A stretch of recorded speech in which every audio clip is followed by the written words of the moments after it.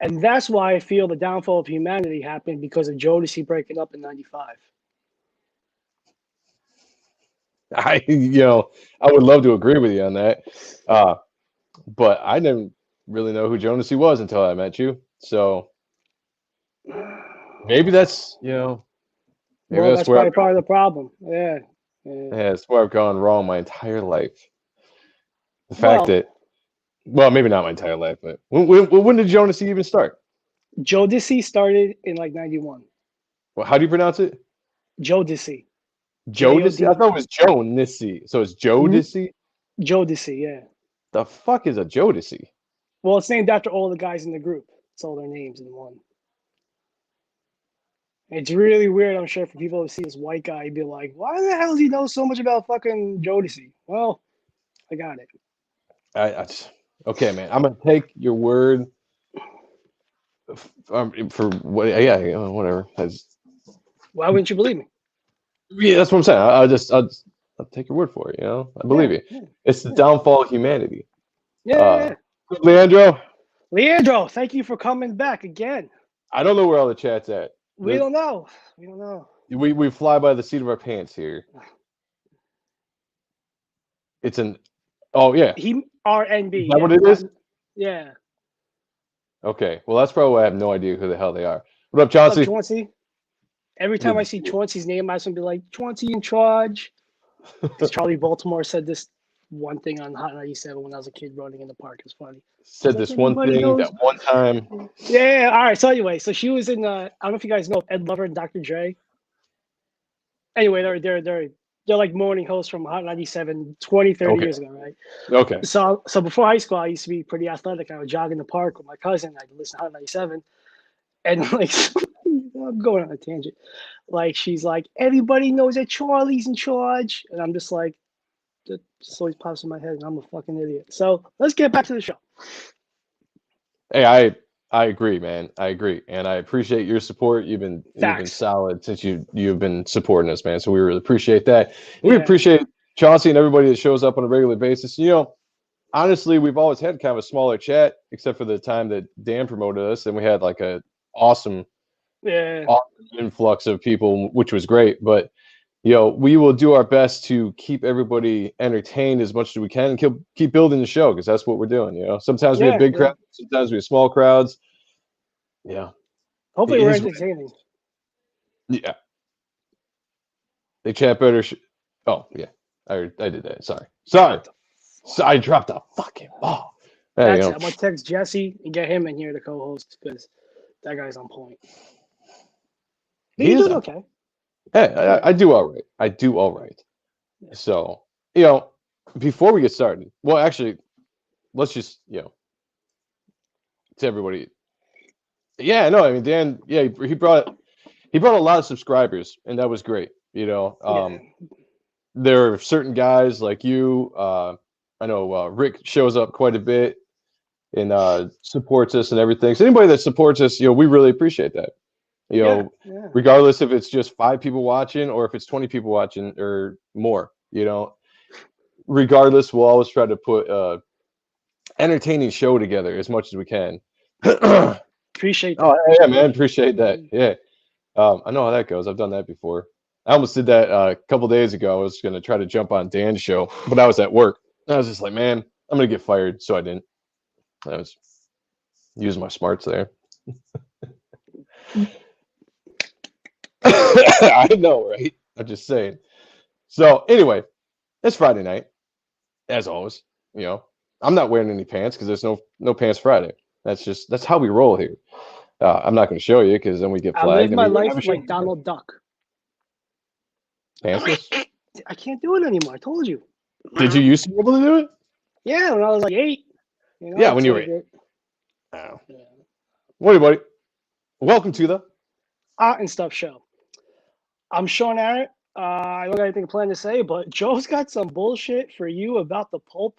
But the Pope likes some girl's butt on Instagram. How does he feel? Well, his official Twitter liked it. Oh, his Twitter. Yeah, which I don't even know how that works, to be honest with you. But apparently they like something sexual, which you know, those Pope guys, The Pope, he's they such a like to nice party. guy. They like to party. But I got something new kind of new. But, Do you? so, All right. yeah, here we go. Well, slightly new. So anyway, I'm very attractive, very sexy, very distinguished. Always narcissistic, but never vain. A staunch defender of Rob Liefeld. A lover of all things 90s. Joseph Michael Sonntag, or Joe M. Sonntag if you prefer, or as Gina Carano likes to call me, JMS. Welcome to the show. You should switch that up. She calls me Joey if I'm nasty. That would be awesome. Yeah, but they don't want to get sued, you know, or beat up. Who'd sue you? Know? I don't know. I mean, saying, gotta keep it clean, you know? Yeah. What if they got back to her at some point? You know, and then she's like, maybe who the fuck is this? Like, who the fuck is this Joe M. Sante dude saying that I call him nasty? And then she shows up and beats my ass because, you know, she could. And I would let her. I pay for that type of shit. Beautiful. So, bro. You'd pay to see it. I would pay to have it happen. No, I would pay for it to make it happen. Yeah. Oh, okay. All right. And I'll just live through it. Atlantic City can get pretty rough. Hey, I don't know if you've been paying attention. I got a couple of things. Never. First off, why do you ask? I want to shout out to I finally got my She books. Billy Tucci. Wait, and I got a glare here. I just want to say, if anybody backed this campaign, and you know what I mean, like these books are awesome. This is the rough cut, where it's got all of his layouts for the book, and it's fantastic for an artist. Just seeing how other artists kind of put books together. I mean, this is a beautiful book. I got 3 of these badass books, and they came with awesome stickers and pin-ups and everything. And Billy's going to be on in a couple weeks, so we're going to talk to him about his new campaign. It's absolutely awesome. Leandra says, damn, you even put my second celebrity pass gene in there. Who are your celebrity pass? I got a list. Right. Oh, I have. It's a pretty bit long list. Right now, I don't have a pass. I have like a free go. I said you have a free. I'm not married or anything monogonistic one bit, except for with Joe. Yeah, sounds weird, but like I'll take on the world. Like mine would be, you know, obviously Gina right now. Stacy Keibler, if anybody remembers who she was in WWF chick for a long time, fucking 42-inch legs. She was beautiful, absolutely gorgeous. But anyway, talk about Gina. Has anybody paid attention to the shit that's going on with the Mandalorian and stuff right now?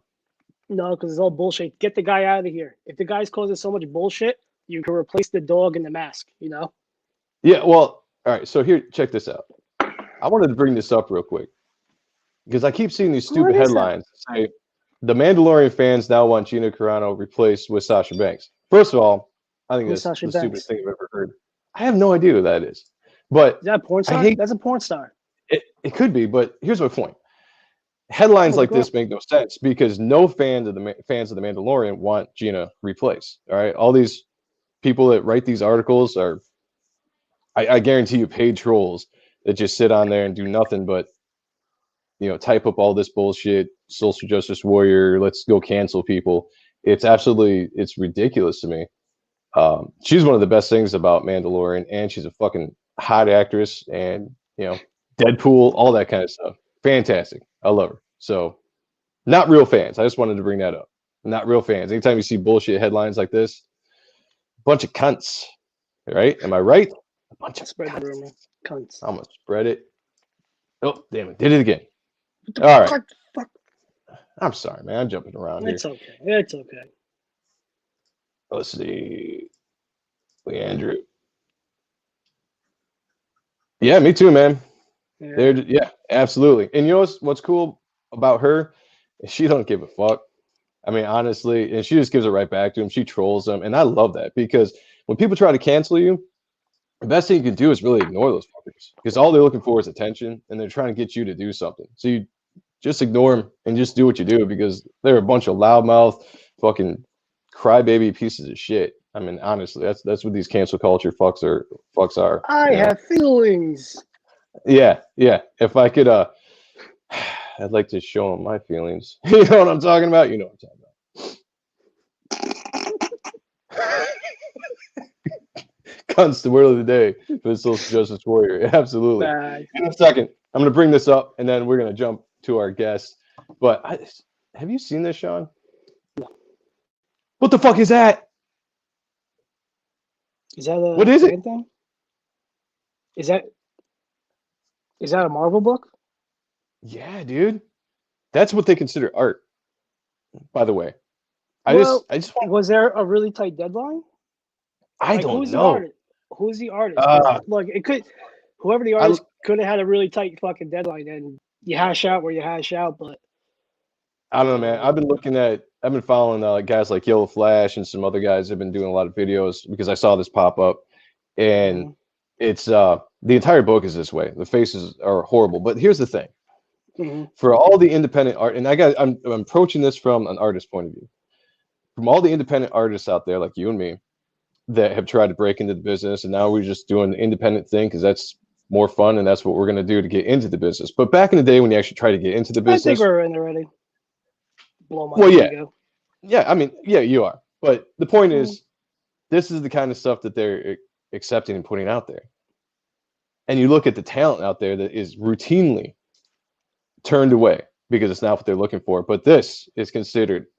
Yeah, there's some guy I saw did a piece for Mark and Mike for U.S. Assassin. I don't know who the guy is, but it's fucking fantastic. It looks like early Jim Lee and shit. Oh yeah, yeah. It's.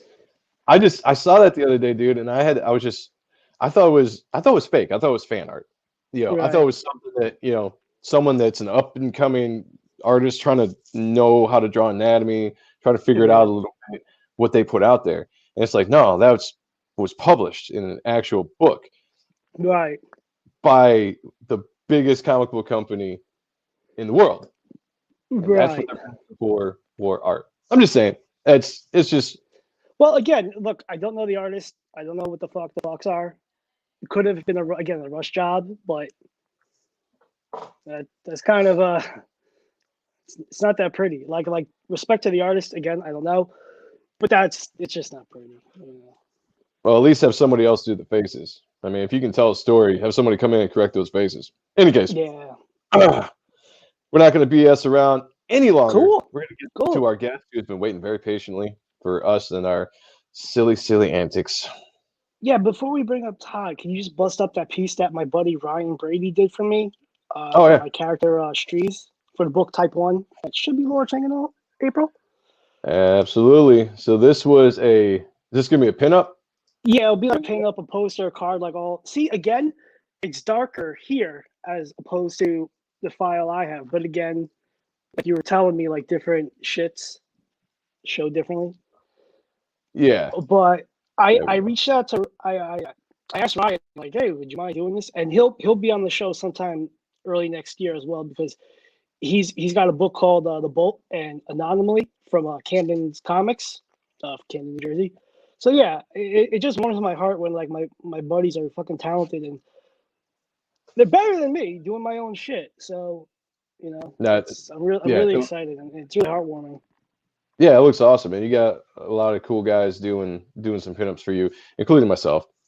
Yeah. Me and Joe got something special planned for both of our books. We're gonna do either a conjoining piece or just have both pinups in each of our own books to make sense. We gotta figure out the page formats and all that. Yep. Yeah, actually, if you read that book, that's exactly what they're doing. Like cutting a lot of the male superheroes down in that book, and I don't understand it because I don't understand the choices people make when they're writing and what they're doing. I mean, get woke or broke kind of bullshit, I guess. Yeah, now that's art worth seeing print. Yeah, thank you. Yeah, that was kind of my talented. Point. Yeah, that was kind of my point. You got a lot of talented artists out there that deserve a shot, and you know what? Fuck it, because we're doing an independent thing, and that's a lot more satisfying right now than anything else. So with that being said, here comes our guest. He's been a buddy of mine for a good, I want to say 15 years or so. I met him through the Rob Liefeld message boards and the various message boards prior to Rob starting that.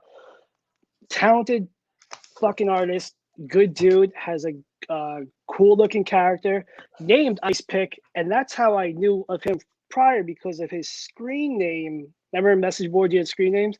We're not going to bring mine up because I'll be No. But no. Without further ado, please bring up Todd Rayner. Welcome to the show, Todd. Hey guys, how's it going? Hopefully we didn't sound like a bunch of assholes. No, I appreciate the kind words. Yeah, for sure. We go way back, I guess. Virtually way back. I never met face to face. No. It's weird. Like in the early 2000s, like you're like internet friends. Sounds like a bunch of losers. I'm never gonna do that. I'm gonna go out and smash some women. But then like some of my closest friends in the world are from that, and then when you meet them face to face, and you have, it's weird growing up, and you're like, oh man, I should have kind of done this before, you know. But it's just how shit works out. It's crazy. It definitely is. That's one good thing about the internet. I mean, there's a lot of good things about the internet, but the fact that with all the bullshit that can be out there, meeting people and actually being able to have conversations, especially nowadays, you know, when you can do the virtual conversations and stuff, you know, but before that, you know, message boards and all that, it really brings a lot of people together from areas of the country where you might never even have met. Sean and I, you know, we reconnected the same kind of way, you know, because of Facebook. You know, I hate Facebook because of Grindr, specifically because of Grindr, but you know, Facebook is. Social media it's a love-hate for sure. Yeah, I hate it more often than love, but there is some good things about social media. Yeah. Well, the cool thing is you get to track people's progress, because looking at your art now from when I first saw it, night and day. Always good aesthetically. Don't get me wrong, but like I've seen your progress and your buildup, and like that's this is so selfish. Like that's a pride I like seeing. Like when my buddies are fucking doing their thing and they're fucking they're just fucking crushing it, you know. And like because of the Rob Liefeld message board, I've had this experience seeing so many people from you, Delso, Mike, Jerry, Ross Hughes, all those guys, you know, like just fucking crushing it, doing it on your own terms in one way or another. You know, it's very inspiring. And I'm still friends with all those guys too. That's what's crazy. Yeah. The list is long. I mean, it's really long from those early, you know, forums for sure. Mm-hmm. Like, you know, Joe gives me bullshit because I don't like saying I'm friends with Rob Liefeld, because I don't want people to think I'm a dick writer, you know? Whatever. Well, but when it comes to Adelso, I'm like that Dominican mom where like her son just got to like the Ravens and like and I'm like, that's my baby. Well, and it's funny you say that, because I mean, during those early Layfield forum boards, I got to meet him a few times. I'm originally from Ohio. Me and my wife are from Ohio, so I mean we're Midwesterners, and we would always. Long story short, she ended up getting into comics. She never knew anything about him before she met me. And then she got into Michael Turner and Fathom and all that. So we would drive to Chicago from Cleveland to Chicago to Wizard World every year. I mean, and we met Rob a bunch of times, met, you know, Michael Turner, rest in peace, you know, Mark Sylvester, all these image guys, all the guys I looked up to, except Todd McFarlane and Jim Lee. And I finally got to meet them out here, out west. But, you know, Rob is actually a really down-to-earth personal guy. I think he's just had his fill with the bullshit, you know? He's just like, dude, I've made a ton of money. I've done it my way. Screw everybody. And I love that attitude. You know, that's a good attitude to have after, what, 40 years almost in the industry, 30 years? Yeah, because he started way young, you know, when you think about it. 19 or 20. 19, I think, right? Yeah. So it's crazy. It really is. Leander says, Rob's observations revitalized my respect for Rob. His passion shows through his knowledge and experience. Yeah, and the Rob observations, man, those can't miss for me. Like I can't wait till Tuesdays and Fridays when I get a chance. And I hope I'm doing something at work that allows me to plug in my earbuds and listen to the episode, because it really does. Listen to him talk. It really does inspire you and get you excited, and kind of reminds you of why that you like comics in the first place. Because, you know, here we are. I've been reading comics since I was 8 years old, so like 30 years, you know, give and take. You know, I took some long hiatuses here or there, but there was an excitement. There was a general passion that I had when I was a kid. You know, I get into the books, the characters, obviously the art, because that's what inspired me to be an artist. But, you know, after a certain amount of time, you kind of get beat down by just you're getting older. The industry goes a certain way. It's not the same as it was when you were a kid, and you kind of forget why you loved it, or at least I did. But listening to Rob talk, it really it puts me back in that childlike state of mind when I'm listening to him tell stories, because I can put myself right back into where he was at that moment and where I was at that moment, you know. And I remember like when Youngblood came out. I remember when, you know, I was getting into X-Force and like all this kind of stuff. And it inspires me in my own work, in my own book, and just he's probably one of the biggest inspirations I have right now in the industry. Not so much like art or anything, but just passion, you know, because it just it leaks out of him. You know, you can't help but get up in it. I love it. Love it. It's crazy. And I say even Tom McFarlane on that note is the same way. We met him at Emerald City up here in Seattle. And I mean, we were in line for maybe 2 hours. And when he came out, before he started signings, he was pumping up the crowd, just everybody juiced up, wanting to do things. Yeah. I mean, he has that inner child about comics and just the general media of what he does. And he just loves it. And it shows. And that's what Rob does. You know, Rob loves what he does, you know? Mm-hmm. So, yeah, passion's hard to find. I mean, there's a lot of you guys just kind of listening some of the beginning stuff, what you guys talked about with, I mean, some of the art that's being published, it's demoralizing in a way. I mean, I don't consider myself, you know, I don't consider my artwork necessarily up to par as a professional level, but I would say my digital colors, I've been doing that for 12 years or so. I'd say that they're nasty. I mean, I appreciate that. They're hit or miss. Sometimes I'm a little inconsistent, which I work on, but they've definitely progressively gotten better, you know, and that's what I try to do with art. I figured if I'm going to do my own book, I started Ice Pick when I was like 15, had the idea, the concept. I drew it like on regular I would cut like a little ash can out of like regular white paper, just cut up the size of an ash can. And I have all these old drawings done in color pencil and shit, you know, and that's awesome. It was terrible, to be honest. Like I drew a whole issue. It was absolutely atrocious looking back, but it was, I got into coloring versus doing artwork, you know, and for me, like there's a lot of passion there. So, I mean, I get it. Like, it's just about growing. It's about getting better. And the more you do it, it's crazy how you get better the more you do it, you know? So yeah. When they tell you to keep drawing, you're like, I want to make a burrito. Suck it, man. Yeah. Like I should do. But since we're already down this path, would you mind giving us like your origin? What got you into being a nerd? What got you into art? Like, what made you? Oh man,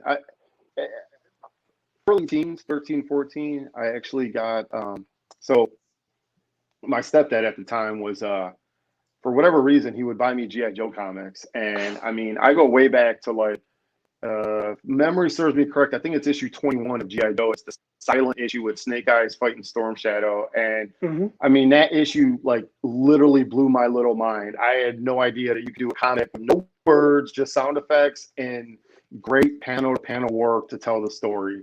And it was, I just kept reading G.I. Joe books, and I grew up watching G.I. Joe cartoons and Transformers. So I was always like that kind of nerd kid, Thundercats, you know, and Mask, Plastic Man, like all the weird, you know, Hanna-Barbera cartoons and stuff. And I didn't really start getting into comics like seriously until literally issue 1 when McFarlane did Spider-Man, when he relaunched Spider-Man with issue 1. Yeah. But it doesn't have the live action guy in there, which sucks. You know, yeah, baby, in the gum. Yeah, well, whatever. Yeah, exactly. But it was that first issue, that silver classic Spider-Man issue 1, and I read that, and I mean, to me, like that's Spider-Man. That McFarlane Spider-Man is, to me, the quintessential Spider-Man. The big eyes, the webbing, the crazy just posing, the over-the-top artwork. I mean, that was 90s before 90s almost. That was Image before Image. And that's what started it, was just reading McFarlane. I got into the X-Force with Rob, you know, and just started kind of branching off from there. And then I started picking up like all the old issues where, you know, you had like Mark Silvestri doing Uncanny X-Men and Jim Lee doing Uncanny X-Men. I mean, and once Image hit, I was in. I was like, I was literally all in, waiting every single month for those books to come out. Wildcat, Spawn, all the classic Image books. I mean, it was like Darkness and just so much good stuff back then. Such a good era. Such a good era in comics, man. It was, and that really led me to kind of pursue where I'm at today. I mean, that is the seed that started everything. I mean, I was kind of had an idea for Ice Pick when, early 90s ish, and it was like, I want something like crazy superhero, over the top, a little bit of gory, a little bit of violence and swearing and whatever I throw into like real. I wanted a real book. I didn't want a Comics Code book. I wanted something like how real people talk and what would happen if you were put in this situation, and that got shelved for years. I mean, I kind of adulting took over, and I still did some art in the background, and it wasn't until about 10 years ago where I really started pushing digital art and coloring. And I went to college, got my degree, been a professional designer, web designer for last 13 years, and that's helped me learn the software to be a better artist. Because like a lot of people say, well, do you use reference? Do you trace? Do this or that? I mean, everyone uses it. How you use those tools is how I look at it. So it's important for me to learn the software, because that kind of helps me to understand things better. Proportions, angles, perspective, like that's all there in the software to help you understand it. And once you have that understanding, then it becomes like that muscle memory. I know how to draw this arm because I've done it 100 times, So yeah, that's kind of the short long of it. Okay, all right. And now with Ice Pick, you're working on issue 4. Can you give like a brief summary of like the gist of the story for the people in the chat that haven't checked it out yet? And also, where can you find your books too? In that. Yeah, that's a good question. So I'm for Ice Pick, it's pretty much a one-man show. I do everything in the book. I write it. I do the pencils. I do traditional pencils and traditional inks, and I was that was important to me. It was important to do the traditional pencils and inks, and I blue lined my ink so that I have original pencils and original inks to sell. I do all the lettering. I do all the publication promotion, the whole thing. You can get it on my website, ToddRaynerArt.com, which everything for me, like my brand is kind of Todd Rayner Art or Ice Pick. You can find everything there. But same thing with like all my social media. It's all Todd Rayner Art. And so literally a few years ago, I figured, well, now's the time. I've had this character in the back of my mind.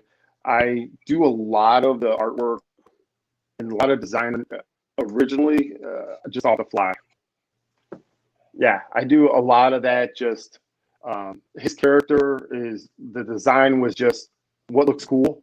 I wanted it very, not necessarily cool as in blue, but blue is a cool color. I get that, but just a really cool superhero kind of character. And I do like on my website, you see like I do sketch cards for Tops and Upper Deck and stuff, and I do fan art. I do, all that stuff. But I started doing shows, and I did initially a ash can of issue 1. It was just black and white. It was the first 6 pages. And I wanted that out there, to show people like, hey, this is what I'm working on. This is what I'm doing. Those are all the variant covers for issue 2. I gotta kind of get issue 3 up there. And, I just started doing shows. I got a lot of good feedback. The first show, I was nervous as hell. I had no idea. It was a small local show, maybe about 7,000 people showed up for the weekend. It was a 2-day show. Those are good ones. Those are always good ones, for like small tier dudes. If you're not a print artist, like if you don't got the old prints, like this is my shit. And people see more of a, I don't want to say connection, but they more of a, I don't know, they value that more than as opposed to, here's my Spider-Man fan piece with Mary Jane's asshole, Yeah. Well, and I did this really ass backwards, I feel. Like I released my book first, and then I started getting into doing more fan art. So, the prints and stuff, to me, that's always secondary. And, I sell prints at shows. I mean, I get it. Like I love doing fan art. That's a lot of the digital colors I do for a few professional artist. When time allows, I squeeze some of that in. But a lot of people bring their claim to fame by doing prints first. They do a lot of fan art, and they make a bunch of money at shows, and they do all these shows, and they travel, and it's like that's a lot. That's a lot to just go all in on. So I did my book first. I primarily stay in the Pacific Northwest. I do anywhere from 4, 5, 6 shows a year. I haven't gotten into Seattle yet. I was kind of hoping, depending on how things go, maybe apply once issue 4 is out. But just did an Ashcan. People loved it, so I kept plugging away. Got the first issue out, and the first issue was just literally all my variants. It was just a variant and a virgin cover. I love the way virgin covers look, so I wanted to do one of those. Yeah, me too.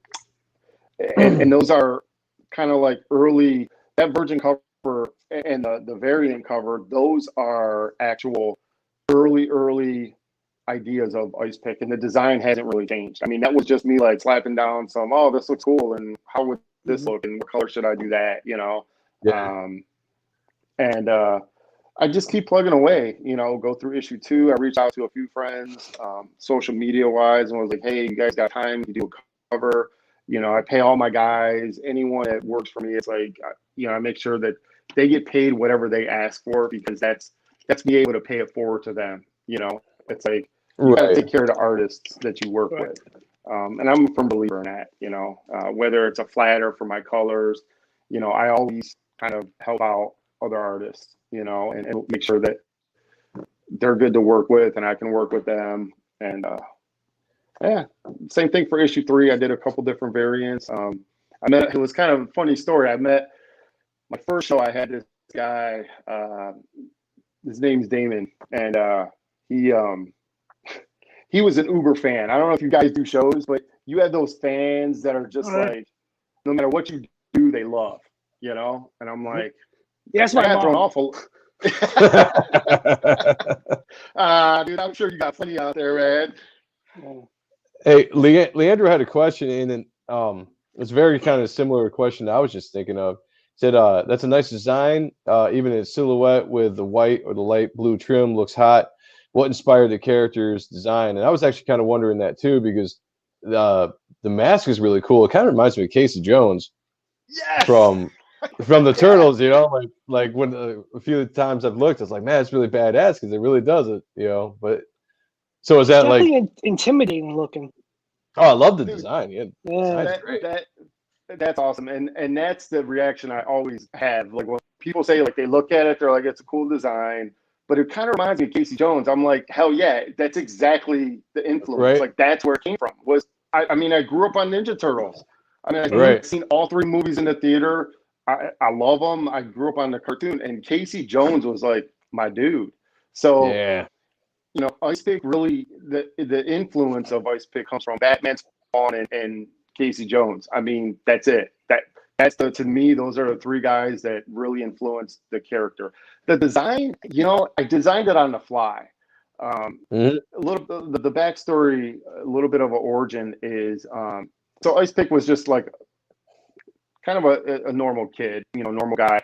But I mean, he grew up with a silver spoon in a way. So maybe he wasn't normal, but he went to college, had got into the whole scientific kind of world, and there was his parents. Someone, we won't say it's in the book, but someone wanted his parents dead, and they killed his parents, and they basically shot up the lab he was working at, thought he was dead, so they left him for dead. And as tradition, has it with superheroes, you get this weird chemical reaction, and it gave him his superpowers, and the blue is actually like his blood. So that's kind of like all the blue on his body. Right. It's not really armor. It's kind of like that's his blood because it's thick and kind of cold and frozen. And he has the ability to really manipulate moisture, any kind of moisture. So a little bit of like, if you guys are familiar with Backlash, one of my favorite books, just how like Backlash would like disappear into smoke and shit. And I love that. So I was like, how can I kind of pull some of that influence? And huge fan of Brett Booth, but So that's really what happened is the guys left it for dead, and he ended up like being what he is, you know, and he's got his best friend that worked with him at the lab. His fiance thinks he's dead, and that's where kind of issue 1 starts out is he's already kind of back to a human form, and he's figuring out he's got powers. How do I get revenge on the people that killed my parents and left me for dead? So that's kind of where the story picks up from. And then you start to reveal the main bad guy. You start to reveal who's behind the curtain, kind of like Wizard of Oz, you know, like who's really the one pulling all the strings. There's that reveal in issue 3, and in issue 4, I even have a bigger reveal. So I just pull from all these different things that everything out there, and try to make up some original stuff as I go along. Yeah, I feel that because, like, I'm sorry, Joe, but for type 1, like, it's my life minus the superhero bullshit. Like, I can't fly. I don't got a cool armor suit, but when you put in like the personal touches, that's what kind of makes it real and well, I don't want to say believable, but like you kind of accept it a little bit more, maybe. Sorry, Joe. I always cut you off. Yeah, I agree. I'm like, fuck your opinion. I know. Like, here's what I have to say. No, I was just gonna say, well, 2 things.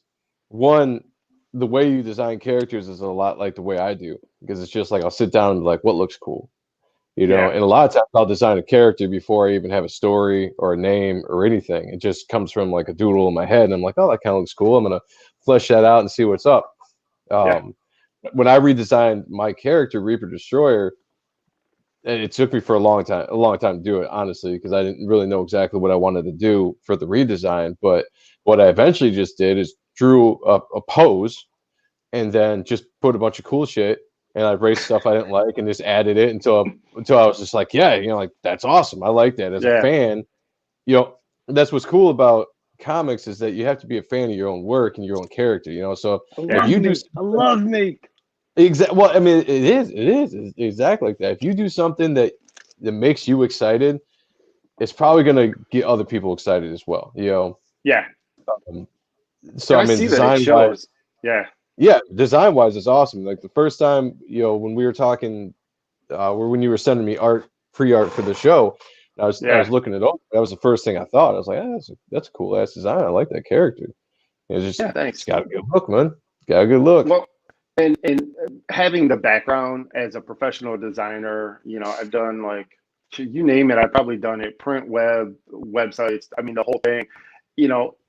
Logo design, like, that's important to me, and that's where I pulled a lot of that from. So, one of the things they say about like a logo or a corporate identity, right? You look at any great company out there, Apple, Nike, Sony, I mean, Microsoft. I'm not a huge fan of Microsoft. I'll put that out there, but I mean, they got their logo down, right? I mean, it's the 4 color bars.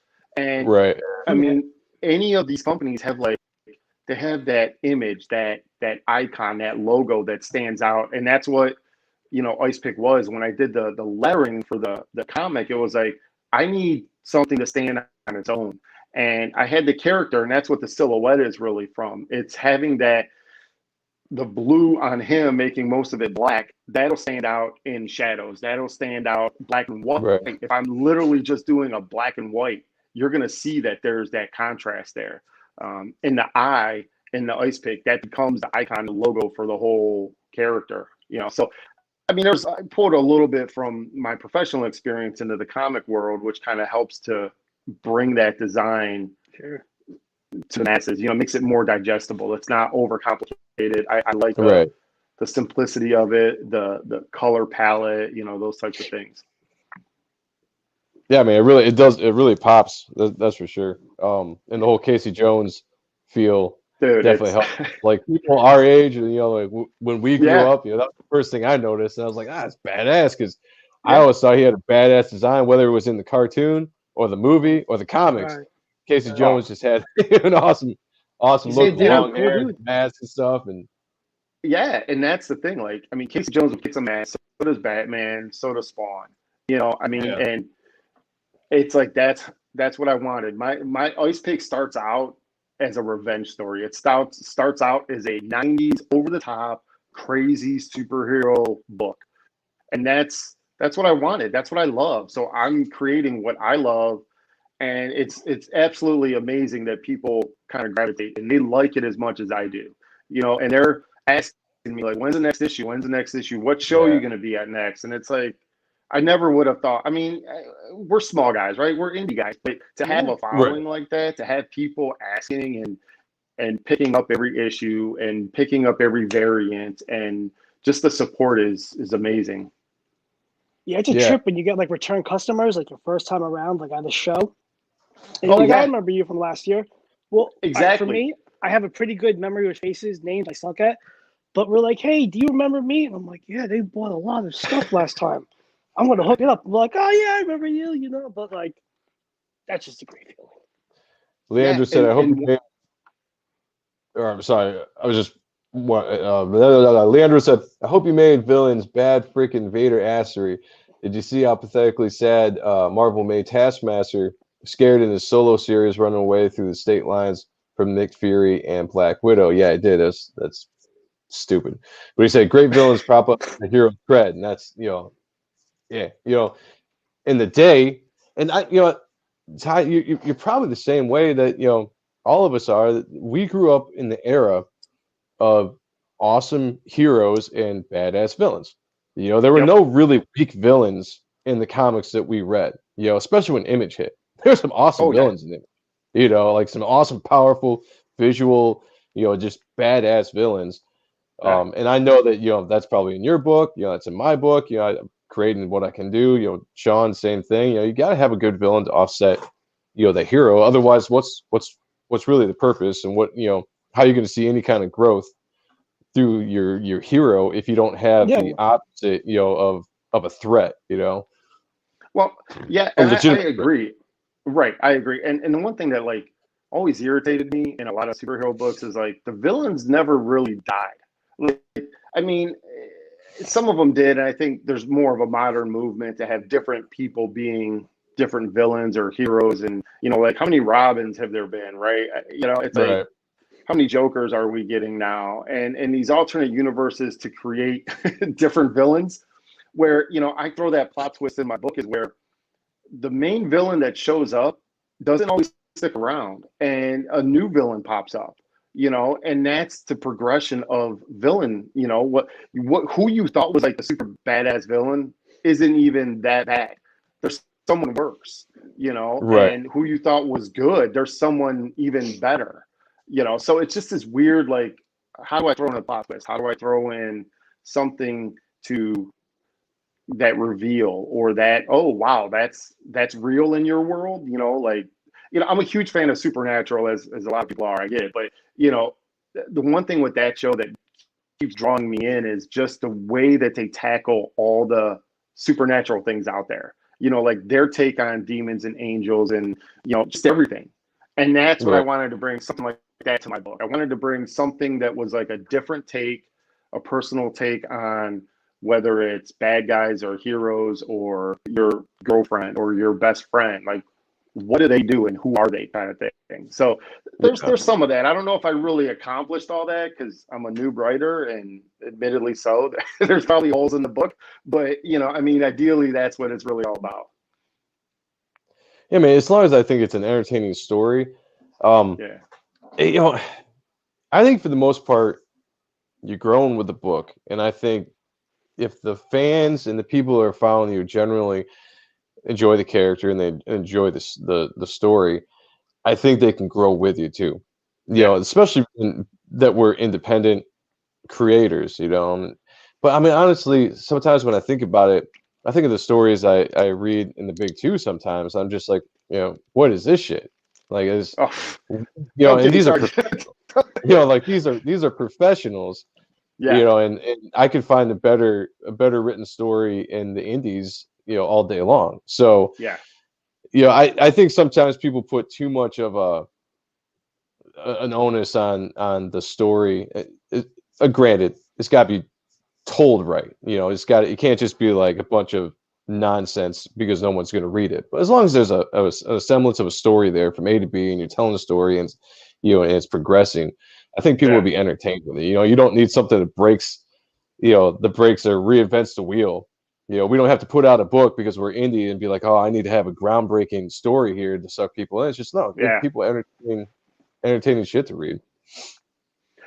And I agree. I mean, and that's what I do because I'm a fan of the 90s. Like a lot of people criticize those 90 books and those early image books for lack of substance. Yeah. And I'm like, kiss my ass, dude. They're fun. They're awesome books.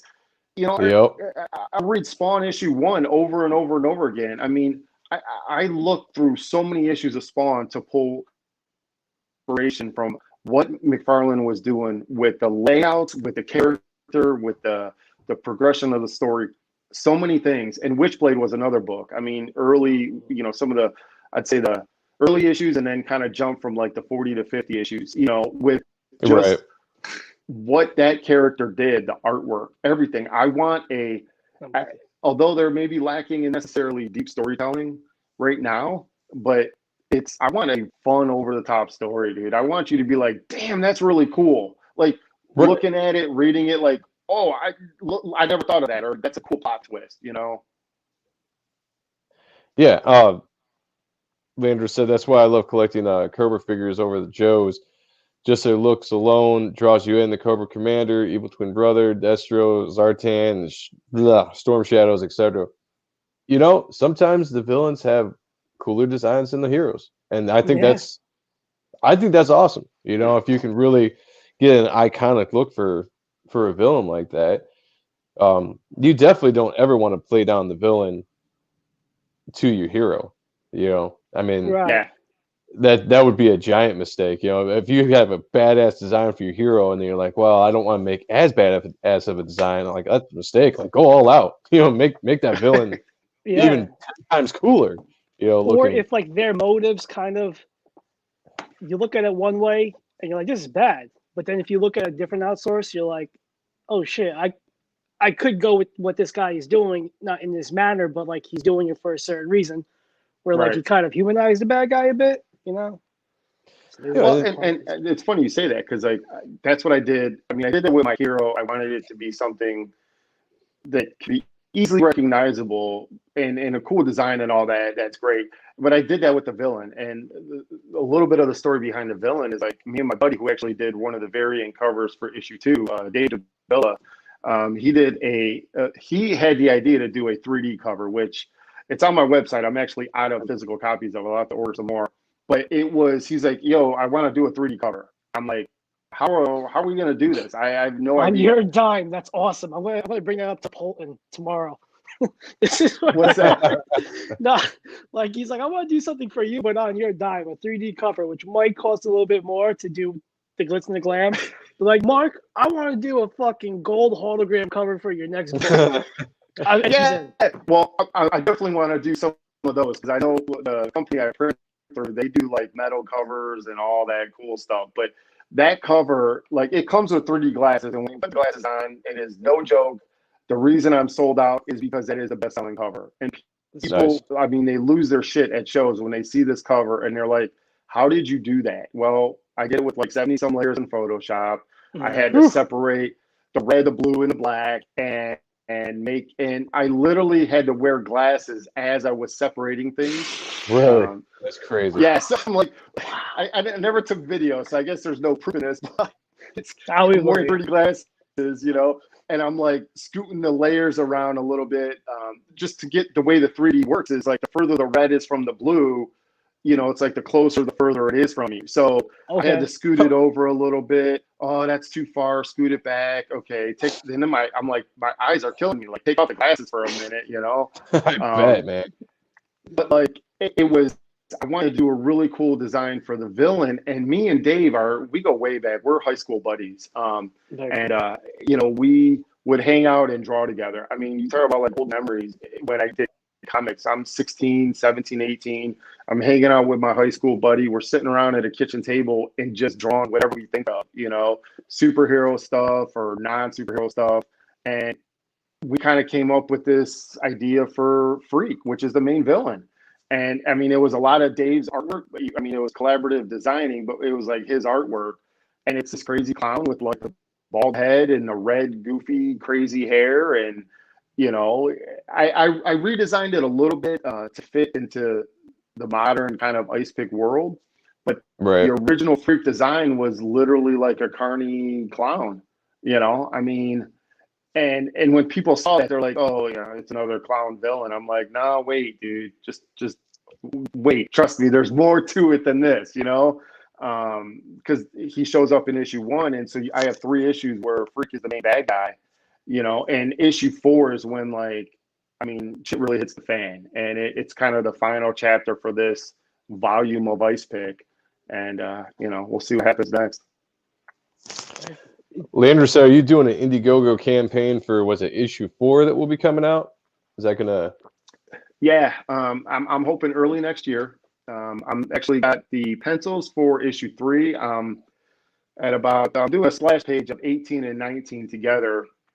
And it's a crazy fight scene that's going on. And the big reveal character shows up in issue 4.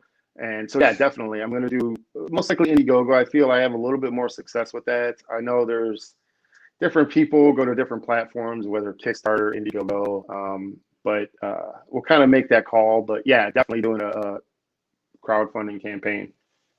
Very cool. We'll have to have you back on when you do that. Hopefully.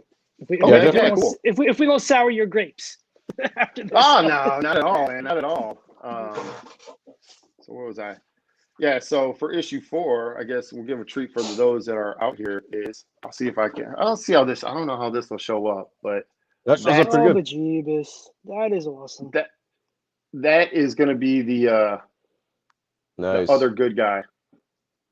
So, you know, when I said I pull from a lot of different places, that is supernatural is one thing, obviously, but you know, I kind of grew up early on in the church, and so there's a lot of religious background. I'm not a huge religious person now, but more spiritual than religious. But you know, that guy's going to be Michael, as in like the right hand of God. Oh, cool. Michael. Angel Michael. Nice. Yeah, the Angel Michael. He shows up and he kicks some ass. That was my confirmation name. Yeah. I know all about it. Nice. Yeah.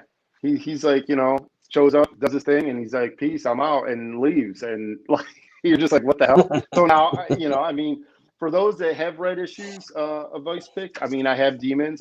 Most of the story so far takes place on the 9th circle of hell, which is influenced from Dante's Inferno a lot. And, you know, we got demons, and in issue 4, I got an angel showing up. So, you know, it's not overly religious, but it's just to show you that these beings exist in my world. And, you know, kind of, I think the idea was to do more trade. I see a lot of people love trades. So I'm thinking of just doing like just a trade of the next volume of Ice Pick, and it'll be, you know, 3-4 issues worth of a story, and it'll be one story, do a campaign for that. But I want to start branching out and having like other artists do the book and me do more of the writing, and kind of make sure, get an editor involved and just get it to that next level. Like, there's many levels to go to it's actually professional, but it's, you know, I want to kind of, each time I'm doing something, I want to do it better than the last time, you know.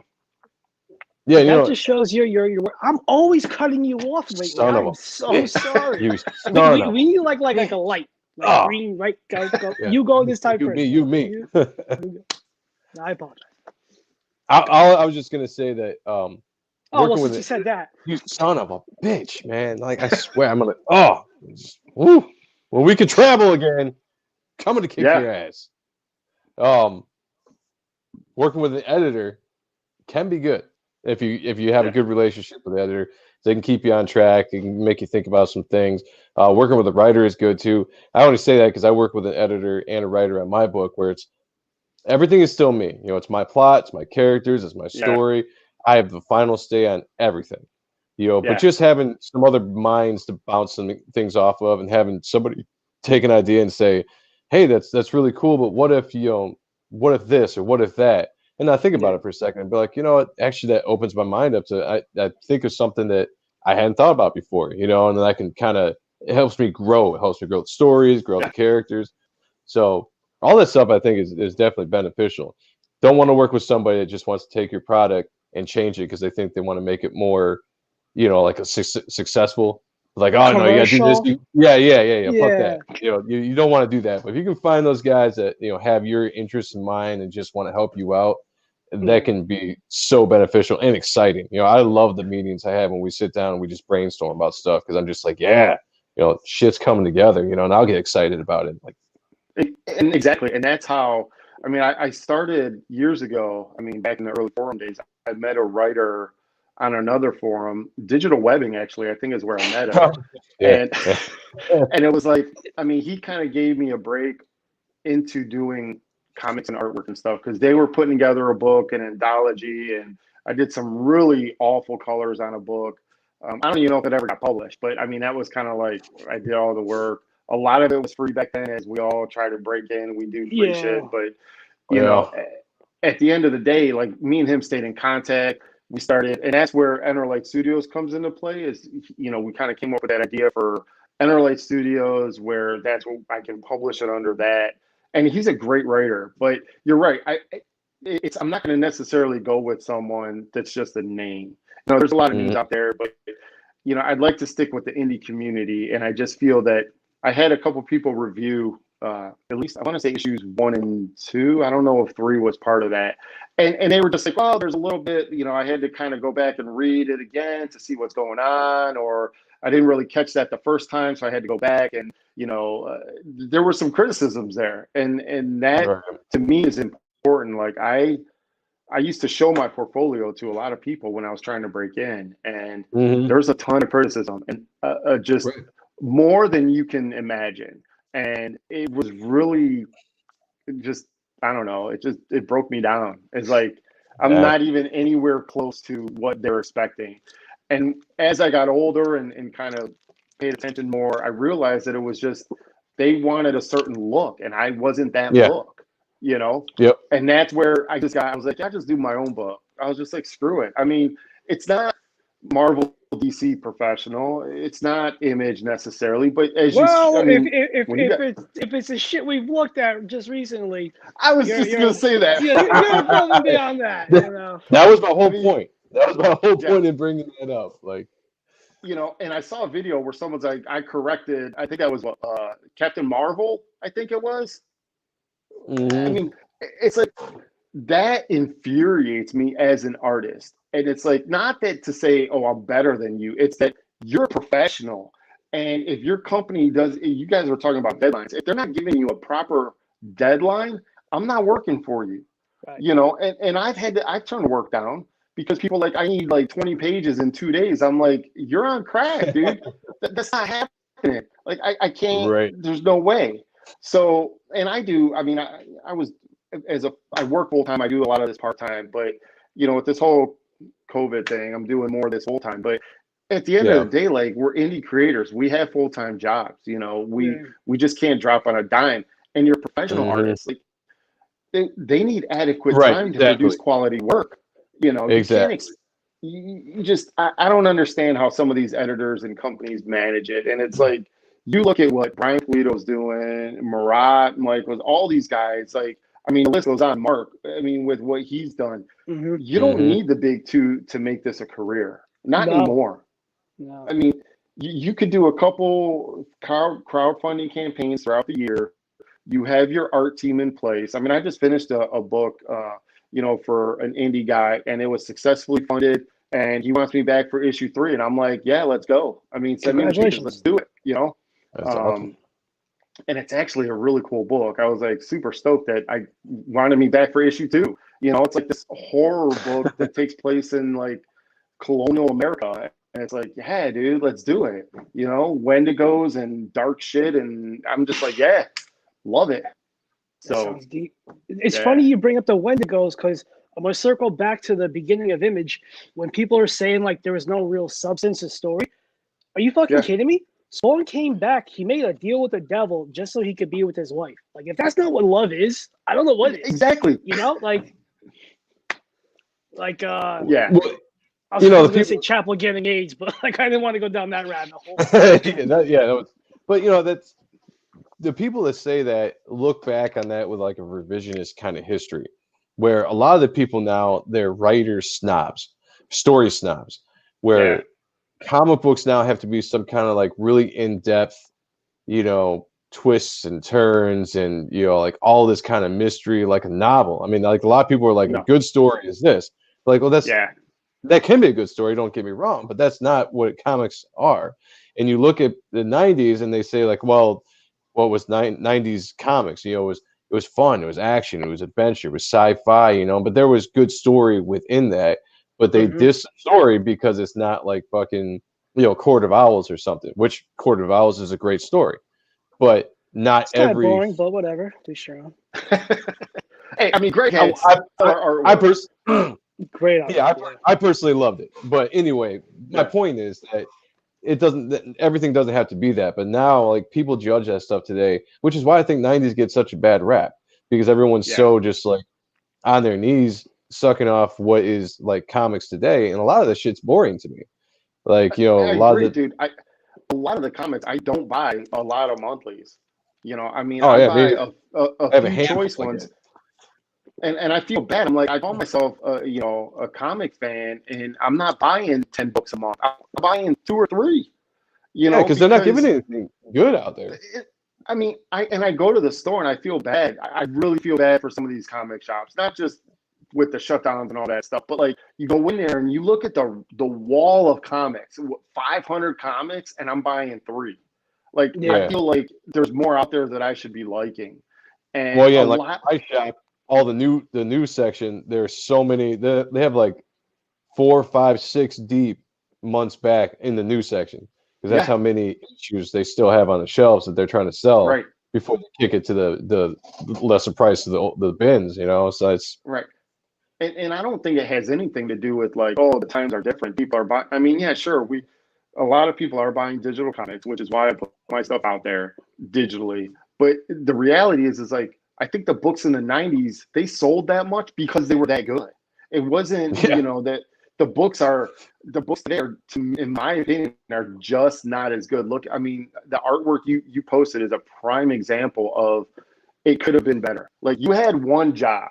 And that's how I feel is like today you have an artist, you're a penciler, you got one job, lay some cool art down. And like, I look at like Jim Lee's roughs, like some of his pencils and what Scott Williams does over his pencils. I mean, it's night and day. Yeah. It's ridiculous. So that's your one job. Jim does that job awesome. Scott does it amazing, and it's like a lot of the artists, you're talking 10% of the artists or the people that the books out there, 10% are in that top really good books, artwork, story, and out of those, I like 3 or 4, Yeah, no, I'm with you. I've downgraded so much just for personal reasons, but like, I'm only getting a few comics, like monthly stuff. The only monthly thing I'm really getting is Rob's Snake Eyes. Other than that, and this is coming from a guy that collected since he was 7. So like, I have my boxes, my long boxes, my same here. Like, I'm at a point where I just don't care. Like, it is what it is. Like, I've just come to the conclusion I'm spending so much money that I could put into the household shit, or just because I don't cherish it. I don't appreciate it. Right. Yeah. I follow some. There's some really. What I do right now. Just in social media, or just in general? For like comics, like I'll collect. I'll follow Greg Capullo, Brett Booth, Rob Liefeld, everything that he does.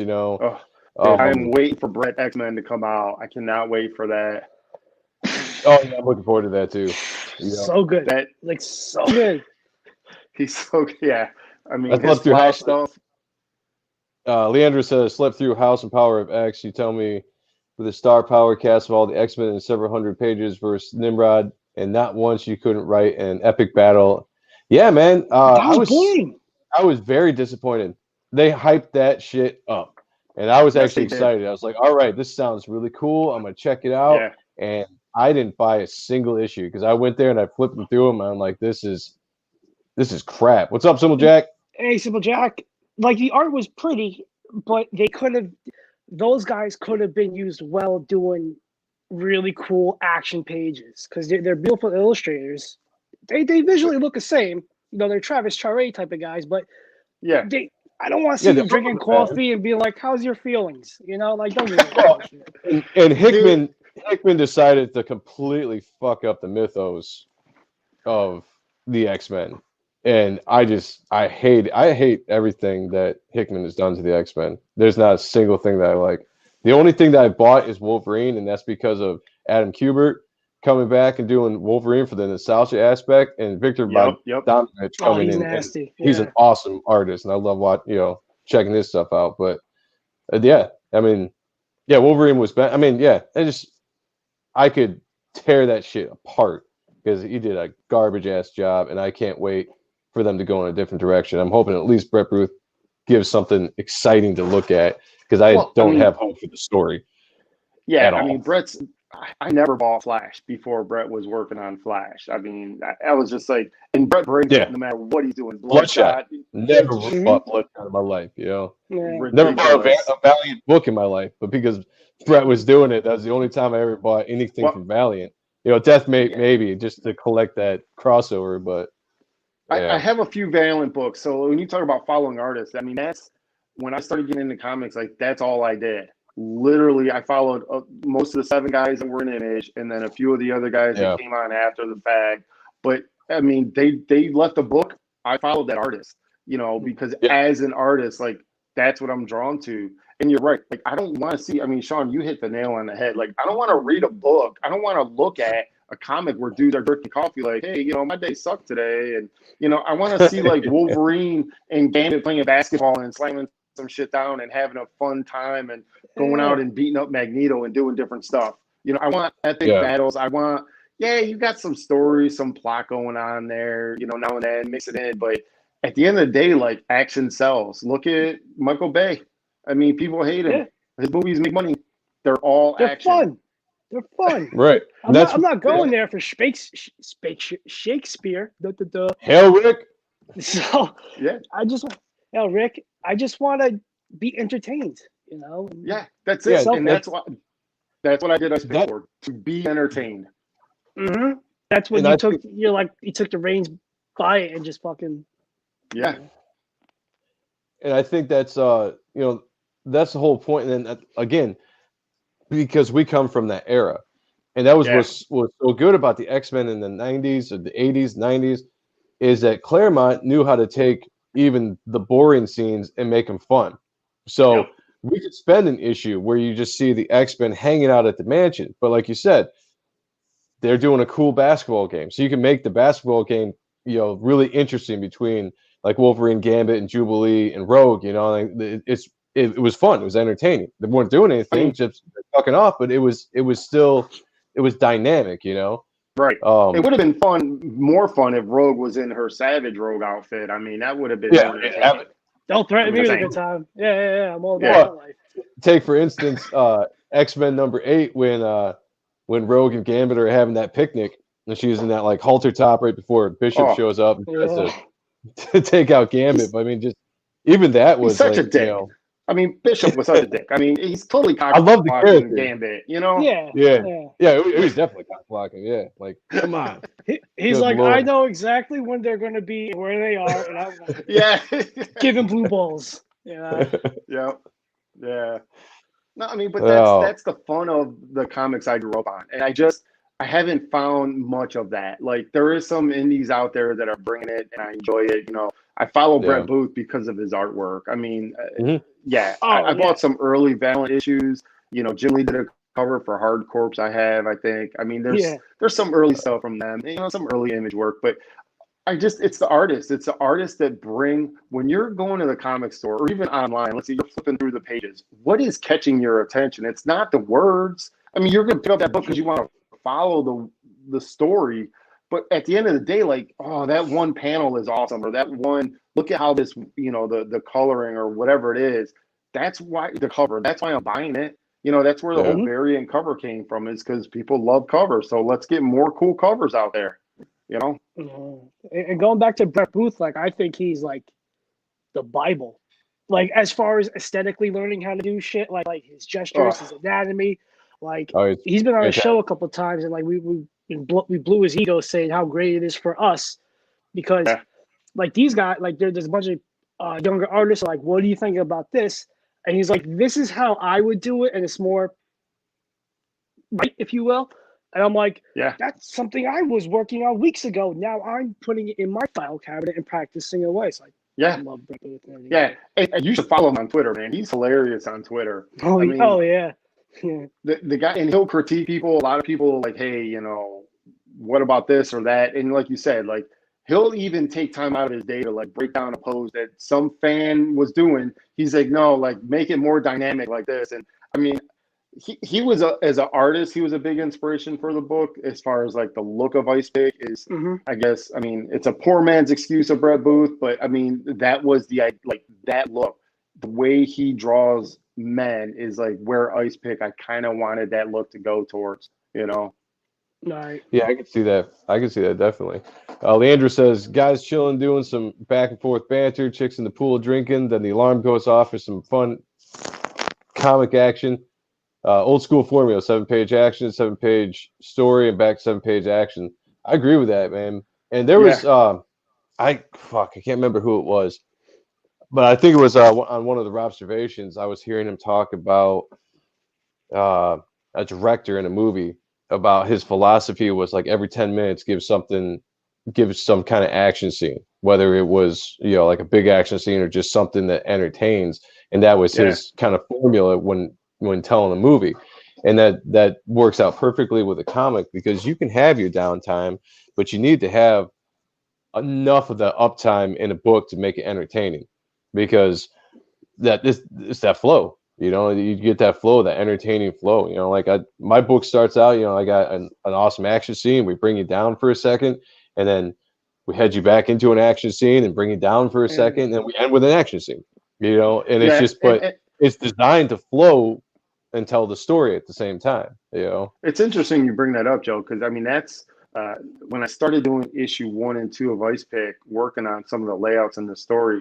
I actually was like, this was back when Daredevil was like the show on Netflix, you know, and there's I mean, I take a lot because I love film and video, and I've dabbled in video work and all that stuff, special effects and all that fun stuff. But you look at how a show is structured or a film is structured, and you're right, there's those moments of downtime, but those downtimes are key moments, and they reveal something that's worth watching. And that's right. You know, I try to do I referenced a lot of film and TV shows in the books. Like some of the panels are just like legit references from a scene in Daredevil, you know, and it's like, because it works, you know, like having that moment, having that cinematic feel is in many panels as I can, you know. Like, if I can find it real quick. What's this? Yeah. Wow. Oh, nice. You know, sharp. I mean, that's kind of like, that's the main bad guy, you know. I mean, he's ready to. That's part of a 2-page spread, but I mean, she's beautiful. That's a great face. Beautiful lips. Oh, lips are tough. Yeah. So I mean, you can kind of see part of his arm, and you know, it connects over on the other side here. But I mean, that's that's the cinematic side of things. You know, that's the I start out that 2-page spread is a far shot, and then I work far shot. You get close in on a character, something important is being said, then you kind of bounce back out, and you have this medium far shot of some action. Maybe something else is going on. You get a little bit closer, and I work that throughout the whole. I mean, every page I try to think about how close do I need to be to this character. Can I do a far shot? Do I need a background? You know, Rob takes a lot of crap for not doing backgrounds, but dude, it works. So if it's mid-action, like, I don't know. I kind of put myself into this story, or if it's like, I don't care. Like the first 14 or 15, the first scene of my book is action shots. It's like a love letter to Strike File. So it's double page splashes, like 2 panels, 1 page. Like it's walls to the wall. Let me give you a good time. You know, let me tickle you, and then go into the story. You know, so yeah. You know, like first, I would say the first page of my book is the setup page, and then we go into the action. But like I have a ton of background in the first page because I just want to show everybody where we're at. Because I know once I get into the action, I'm going to pull back in the background because that's not what's important for me to draw. Because I've established where we're at. So once we get to fighting, I can throw in cool dynamic poses, or I can do, solid blacks in some of the backgrounds, or leave some room for the colorist to do some really awesome dynamic colors for the backgrounds. Page 4, I was looking at it the other day. I don't have a single background in any of the it's a 4-panel page, but it's like a built up of action. But I just let the background out because I was like, I really don't need it, because I've just established so much of what I've done in 3 pages up to that. Panels, page 2 has backgrounds, page 3 has backgrounds, and slowly as we progress, the backgrounds get less and less. And then we're just all of a sudden this page 4 is just like no backgrounds, and page 5 ends the scene, and we have a slight background to reestablish where we're at and back into action, and then we're going to go into the next page, which is going to reestablish where the new scene's at, and it's going to be all backgrounds again. So like, I'm not cramming in a bunch of shit every single panel just to say like, hey, I can draw this windowsill or this alleyway or like this garbage can over here. Yeah, it's gonna get covered up in word bubbles anyway. Balloons. In my opinion, like a lot of critics out there, they get hung up on feet and backgrounds, and I just feel it's not always necessary. It's just not like if it's not there for the story. Yeah, I mean, the page 1 of issue 1, yes, it's a cityscape, like you said, Joe. It establishes where the hell are we? Are we on Earth? Are we on Mars? Like, what's going on? Are we in a city or are we Superman in the country? So once I establish that, I'm done. Like, I don't need to keep showing you like 6-point perspective and crazy angles and all this. You're right. You just don't need it, and I kind of cheated. Exactly. I got to be honest. Like, what's up? Yeah. He said work smarter when possible, not harder. And yeah, absolutely. Especially when you're trying to get a book out. I agreed. And doing it all myself, like I really did cheat when I did Ice Pick, because literally this whole story takes place in one night, and it's in the 9th circle of hell, which is a lake of fire, and it's nothing but like mountains and hills and fiery shit in the background. So I mean, that's as plain as you can get almost. So whenever I get a background, I just draw a little hill, throw a little fire back there. Okay, you know where we're at, Scene. Yeah. Yeah. That's it. Now, do you have any like recommendations for like first-time publishers that, because I'm sure Joe and I, we're gonna have some sort of fears, like I want to bring this up to the world. Is people gonna like it? Like yada yada yada. Yeah, this is super cliche, and I'm not big on cliches. Like I'm one of those guys I try not to be cliche, even though my book has.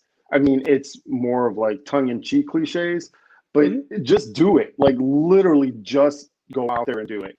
You can do it yourself. It doesn't matter how good or bad it is. I thought issue 1 was terrible. Honestly, I mean, when I did that ash can, and then I did a black and white of all of issue 1 when I was working on getting the colors done, because I had a show coming up, and I'm like, let me just get it printed. Let me just print a black and white issue, because maybe some people will like it. I think I sold like 20 books at a show, and I'm like, okay, yeah, apparently people like just a plain black and white book with no colors, so it's just literally doing it. There's printers out there that'll print anything. They have templates, which is what I work off of. So my pages are all ready to go. I save it as a PDF. I email them a Dropbox link. I got a proof within a couple days, and the book's in my hand within 10 days, 2 weeks at the most. It's literally just go out there and do it. You can, if you're willing to, you want a more professional book. Okay, save up, pay your artist.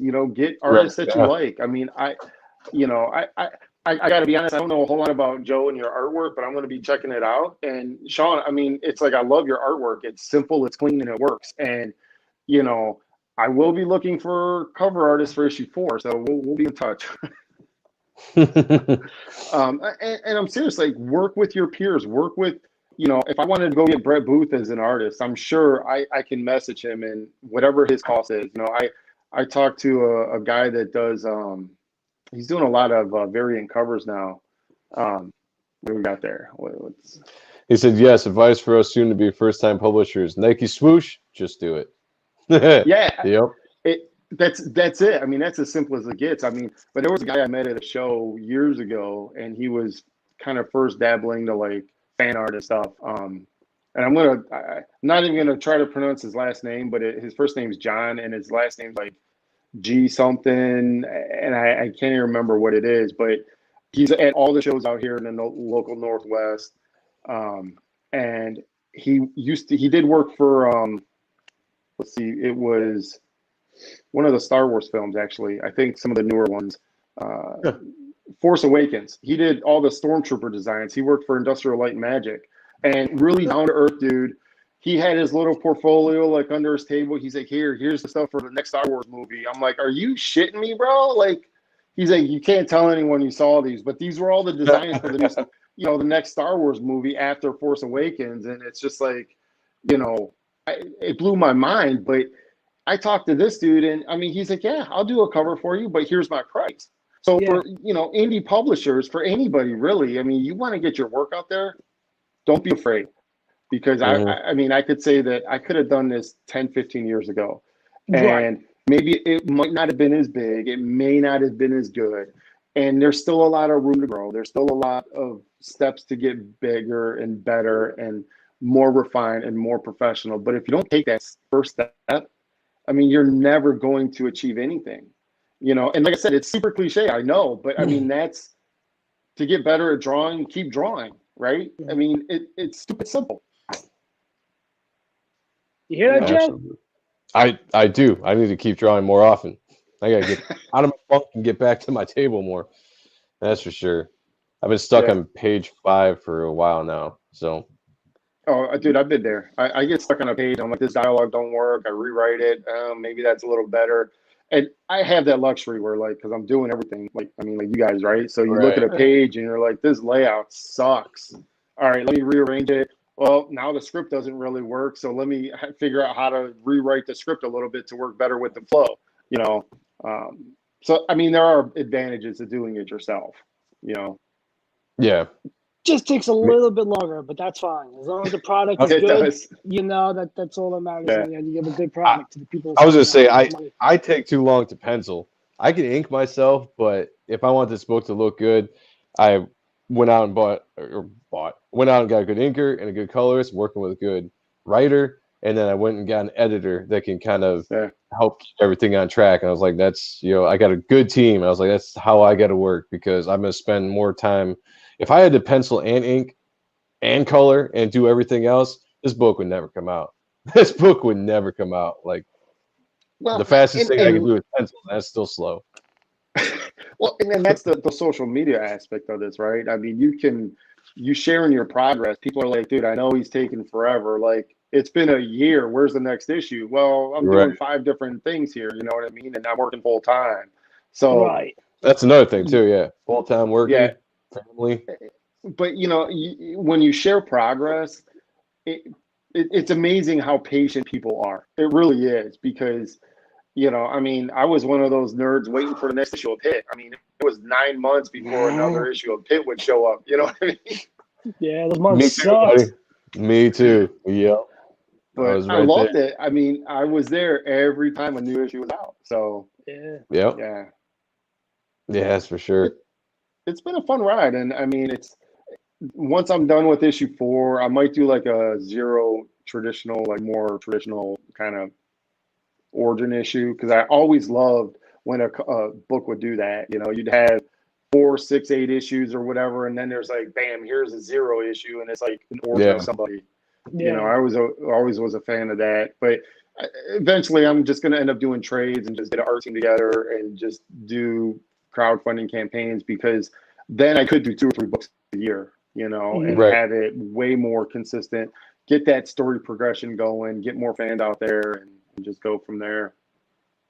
Yeah, I mean, you look at like what Mark Polton's doing, and that dude's doing like 4 or so campaigns a year or something. I mean, he's got a lot of guys out there. He won't even return my phone calls, and that's my best friend. Like, no, I'm kidding. No, but yeah, like he's always got shit on the back burners that he's just working on. Oh, I've done some work with Mark. I mean, he's great to work with. He really is. I don't know if I've ever had anything published. We've always done like pitches. So he's got like all these ideas and pitches and stuff. And then I'm like, whatever's going on. Hit me up if he ever needed anything. So yeah, he's great. I think Mark the was times have definitely changed. Go for it, Joe. Go.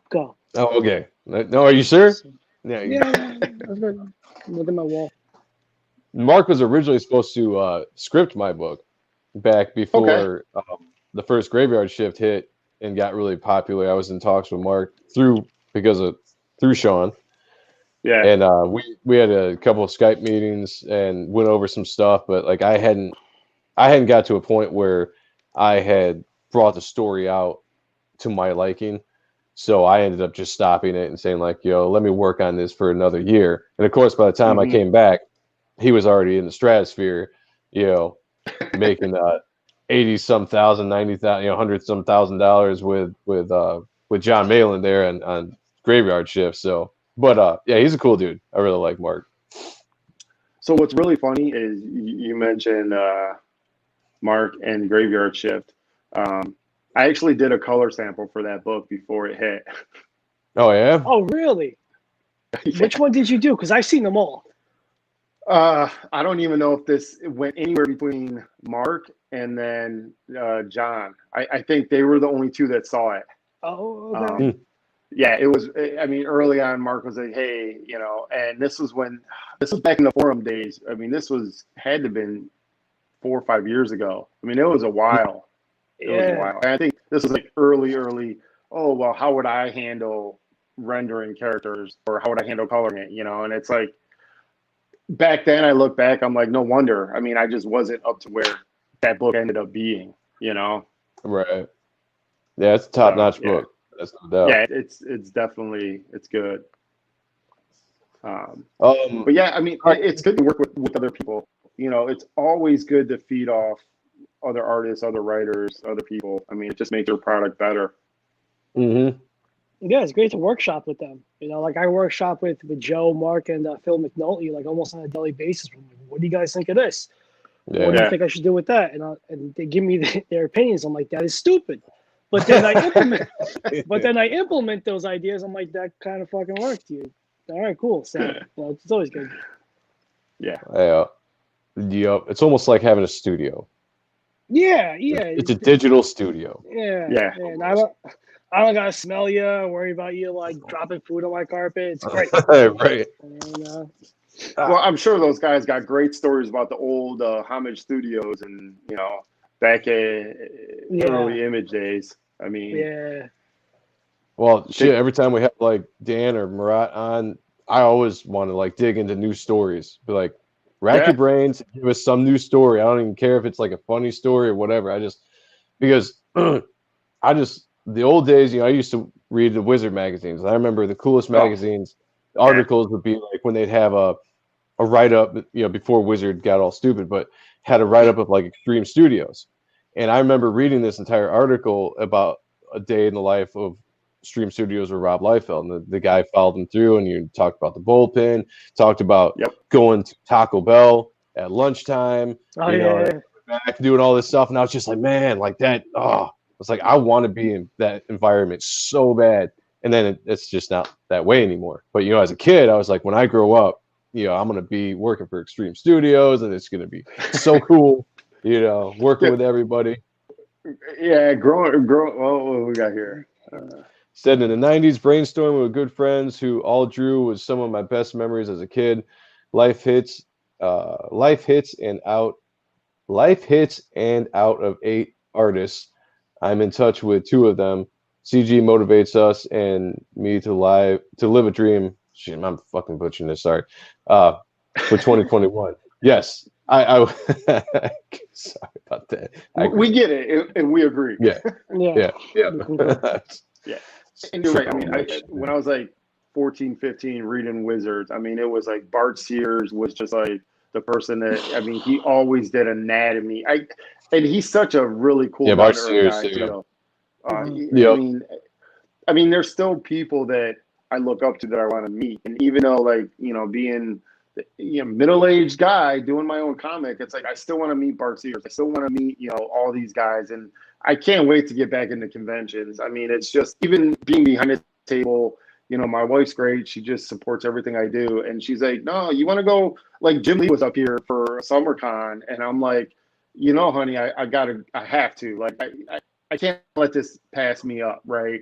And she's like, no, I got your table, you go, and it's great to have that support system. But I mean, just reading Wizard, I was one of those guys, like, I want to move out west, living in Cleveland.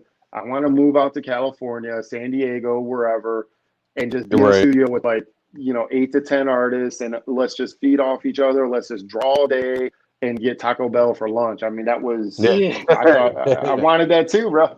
That's, I don't, Todd, do you remember when I believe I shared this on the message boards, but I told most of the guys in person it.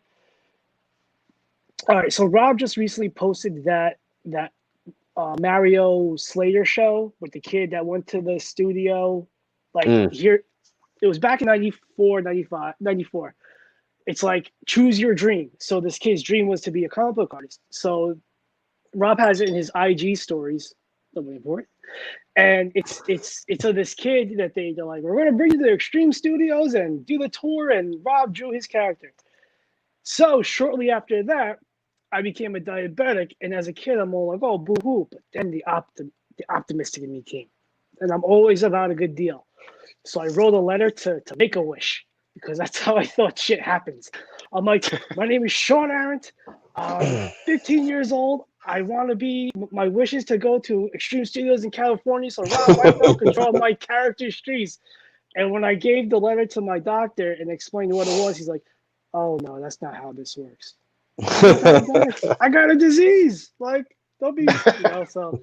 But I think, and then I tell the guys, I'm like, I think I won in the long run, like 15 years later, some bullshit, Yeah. Being able to be friends with everybody and all that. So, yep. That was my thing. That's crazy. That's crazy. And I still don't get a Make-A-Wish. I'm so fucking pissed. I thought that's how it worked, right? I mean, isn't that how it works? It's a disease. I think you have to be terminal. Yeah, but die is the key word in the disease I have. Yeah, right. We're all dying. I mean, we're all. That's true. We are all dying. Yeah. Let's be real here. Sure, yeah. But I gotta live with this. Oh, that's crazy. But then you look back at like the things you do as a kid. Like, oh, I wish I still had that type of bold mentality. Like, just go for it. Right. Yeah. And yeah, exactly. I mean, if I could tell my 15-year-old self, 14-year-old self, you're gonna publish this shitty drawing of this character that you're thinking of, and you're gonna meet these guys and take selfies with them and have a good time, and I mean, I've done work for Murat Michaels. I mean, that was one of the biggest things for me was to do one of the colors for one of his books, or at least one. I think it was 1 or 2. That was a few years ago, and it's like, it's just some of these things that we end up doing later in life are just crazy to think about if we were kids. You go back and you tell yourself, dude, you're going to do this. Just wait. Yeah, if we all had the patience. We're like, fuck this. Yeah. I want it now. Yeah. I miss Wizard. I wish Wizard came back, though, man. I miss old Wizard. I was just about to say, I miss old Wizard. About the like artist interviews and not trying to tell me that Milk and Cheese was a great book that I should collect. It's like, no, it wasn't. You could relax.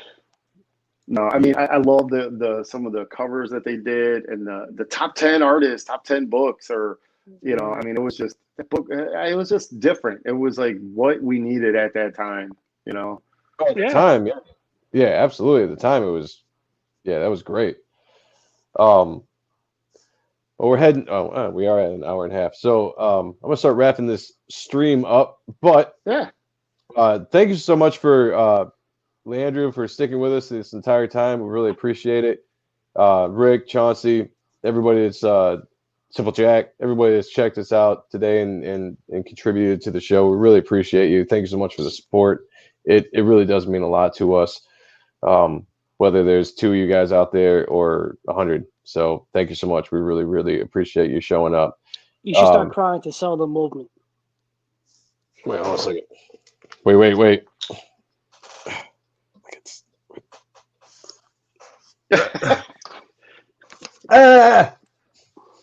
You can see it. There you go. We love you guys, man. It's We really do appreciate it. Just don't start melting. If you start melting, there's problems. Yeah. All right. And that, kids, is acting. Yeah. I like to thank my parents for, making me. So, anyway, Todd, thanks so much for coming on. We really appreciate it. I appreciate it, guys. I really do. It's always fun to chat with some other guys that enjoy, guys, women, whoever out there that enjoy talking comics and whatever. It's always fun. Have me back anytime. I mean, people feel free to hit me up on social media, wherever, and let me know what you think of the book. And we'll definitely have you on whatever you want to promote. Come back. Yeah, I appreciate it. You've been a long friend of mine and a good buddy, and for sure. If we could promote indie creators and help us all out in some way or form, what the fuck? Let's do it. Let's make magic. Yeah, absolutely, absolutely. Hey, thanks, Rick. We really appreciate it. Leandro said, did you guys pick up Bart Sears' 2-year campaign, Brutes and Babes, 1 and 2, including his omnibus press artist art book? No, because I thought it was the same as like the wizard shit. I didn't even know about it, honestly. Well, hopefully. Come back when the time that he was doing. Back. Wait, what was? Oh, I totally missed that. What was that? I'm sorry. He said, "Come back when Ice Pick is ready," and I said, "Absolutely. We'll definitely have you back." I'll be here. But at that time, Bart Sears was releasing that. He was up here for Seattle Emerald City Comic Con, so I got to meet him, and I bought all the omnibus books, not the Kickstarter one, but all the individual issues, and that's just mind blowing, like crazy. So yeah, I mean, I have some of it, but not all of it. The older stuff from Omnibus, like the actual comic book shit. Well, this was, I don't know if it was re-released or if it was all new. I want to say it was all new because it was like 4 different covers, 4 different issues. I mean, it was like a whole set and shit. So it was pretty cool. Oh, that's one book that it's just like, I wish I had it, but I only saw it once when I was visiting relatives in South Carolina. And there was like a video with it too that you could buy. And I'm like, my dad's like, I'm not spending fucking $20-$30 on it. Like, I'll get you something else where you could get more for less type of deal. And I'm like, sold, Yeah. Well, and anytime you guys are up in Seattle, man, we'll have to get together, do something, come up to a show, or next time I'm out east. Yeah, for sure. Definitely gonna try to, when life gets normal, just gonna go back on the road again. And like last year, the last few years, I've just been up and down like the East Coast, just promoting. And like I'm thankful that the only show I did this year was Hawaii. I'm like, I'm okay. Like I had some great personal experiences just sitting with like different artists and just kind of like picking their brain. Like some guys I would never think I would be sharing a cocktail with, where I'm like, wow, this is fucking awesome. And I thank Jimmy for all of that, Yeah, no, Jimmy's awesome too. There's a ton of shows up here, like Portland, Seattle. So I mean, there's some really good stuff up in the Northwest, and I know there's good shit out east too, though. But yeah, it's good up here.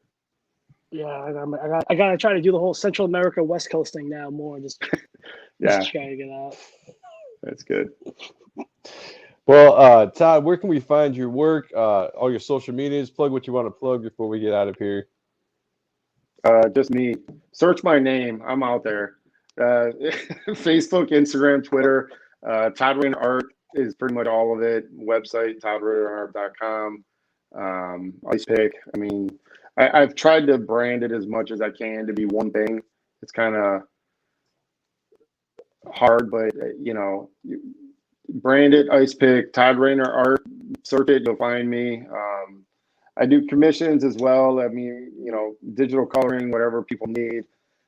I do all kinds of crazy fun stuff. So, hit me up, and we'll stay in touch, and be on the lookout for issue 4 here in the next few months. Very cool. All right, Sean, where can we find your work? Again, same thing. Sean Ahrendt all across the board. Twitter, Instagram, Facebook, YouTube, and then art and stuff. And then sometimes on the weekends, Portland and I will do the Best Friend Show with Phil McNulty, and we just talk about fucking nonsense. And they try to clown on me, but I don't let them have it because those guys are nerds. No, I'm kidding. Is that Saturdays, Sean? You guys do that on Saturday? Sometimes, yeah. It just depends on everybody's schedule, you know. Okay. I don't know if we're doing one tomorrow. I haven't talked to them, but figure it out. It's again, Right. everybody. You let me know. Yeah. Everybody. I get your back, dude. I'll be there. I got you, bro. Yeah, man. And you can find Joe, me in all what about you? You can find me in all the social medias. Joe M. Sonntag. Type it in. Joey, if you're nasty. Yeah. That should be your tagline. Joey, if you're nasty. Joey, if you're nasty, huh? I'll think about that. Yeah. I'll see what she thinks about that. I think she'll agree with me. Yeah. Okay. It's Joe. It's Joe, not Joe to see, right? That's right. Yeah. That's right. Exactly. Hitting me in my heart. But out and stuff. YouTube channel. Reaper Destroyer 2021. I'm working on it hard to get it out. So hopefully next July. I want to start the campaign next July. So we will see how that goes, and that's coming along, looking good. Ink pages are coming back, some colors are coming back, and just we're rolling on it. Before we dip out, can you just bring up that one piece that I pulled up? I sent for last Saturday was a World Diabetes Day, and I did this piece for it, and I got a lot of good reception from the diabetic. Why does it look so dull? Dull? Yeah, like in mine, it's bright. Maybe because I'm an adult and I have Apple products. Ooh, shots fired, man. Good job. I got a Mac, dude. Oh, really? Yeah. You got a Mac or a Muck? He's like, I went to Indonesia to get this. It's like $100 cheaper. It's a Mac. So I did this. Brand new. Only 6 months old. Is it? Wow. Yeah, you got fucked. But no, I got some good reception from. Yeah. Again, I was nervous about putting this out. Don't ask me why. It's just a simplistic pin-up gesture pose. But when it's something like your own creation, it's like putting your kids out, I guess. But yeah, it was a good day. It was a good day. So that's my. No, that's awesome. Thank you. And that goes back to like just doing it, man. Like you just gotta get it out there, put it out there, and you'll find that people like it. Yeah. Just do it. Swoosh. I like it. The best advice you could give. All right, everybody. Well, thank you so much for joining us. We really appreciate it. Like I said last, we are off next week for Thanksgiving. So that's next week. Yeah. Fucking hell. Yeah. Favorite holiday, man. You can eat some food. Watch football. Get fat. It's gonna be awesome. Can't wait. But we will be back December 4th with Billy Tucci, and we'll be talking about his newest campaign. I can't pronounce the name. I'm not really sure how you pronounce the new name of his campaign, but I'll find it out, and I'll know how to pronounce it next time we're on. So we'll talk about that. And we're going to end the year. We got, hopefully, we got something. Yeah. Hopefully, we'll tell you after this, but yeah, we think December 11th. Fucking cool. Which will be fun. Then we got Rob Willis coming on the 18th of December to end the year out. So it's gonna be fun. It's gonna be good time. But thank you so much for everybody joining us. This has been the Art and Stuff show. And as always, think of me naked, because why not? Thank you so much. I know. See y'all later. Peace. Adios.